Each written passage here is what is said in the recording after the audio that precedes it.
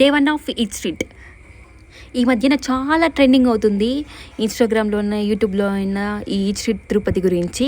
ఇది రీసెంట్గానే April 16 నుంచి స్టార్ట్ చేశారు. అప్పుడు చాలా అంటే చాలా రష్ ఉన్నారు. నేను రీసెంట్గా నిన్న వెళ్ళాను. చాలా అంటే చాలా క్రౌడ్ ఉన్నారు. కానీ లోపల మాత్రం అంతేం లేదు, అంతా లొల్లే. ఇంకా ఇక్కడ ఏం దొరుకుతాయంటే tiffins, chats and snacks, fast foods, cool drinks and desserts అన్నీ దొరుకుతాయి. కానీ బయట ఎంత రేట్ ఉందో సేమ్ అంతే రేట్ ఉంది. టోటల్ ఏమో 18 స్టాల్స్ ఉన్నాయి. కొన్ని ఓపెన్ చేశారు, ఇంకా కొన్ని ఓపెన్ కూడా చేయలేదు. కానీ క్రౌడ్ మాత్రం చాలా మంది ఉన్నారు. ఏదైనా ఎప్పుడైనా ఒకసారి ట్రై చేయొచ్చు. డైలీ అయితే అంత ట్రై చేయలేము, ఎందుకంటే బడ్జెట్ ఫ్రెండ్లీ బయటే బాగా దొరుకుతూ ఉంటాయి. కానీ ఇక్కడ డెజర్ట్స్ మాత్రం పర్లేదు, బాగానే ఉన్నాయి. కానీ నేను కొన్ని ఐటమ్స్ ట్రై చేశాను, పర్లేదు బాగానే ఉన్నాయి. సేమ్ బయట కూడా అలానే దొరుకుతాయి, కానీ ఆడెంత కాస్ట్ ఉందో సేమ్ అంతే కాస్ట్ ఉంది. And panipuri and masala panipuri try చేశాను, పర్లేదు.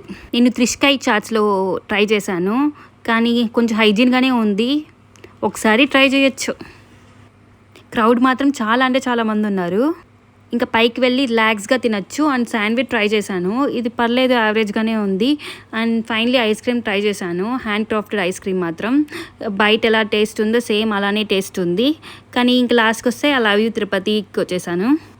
ఇంకా అడ్రస్ విషయానికి వస్తే ఆపోజిట్ మున్సిపల్ కార్పొరేషన్ ఉంది కదా, దాని ఆపోజిటే eat street. Thank you for watching.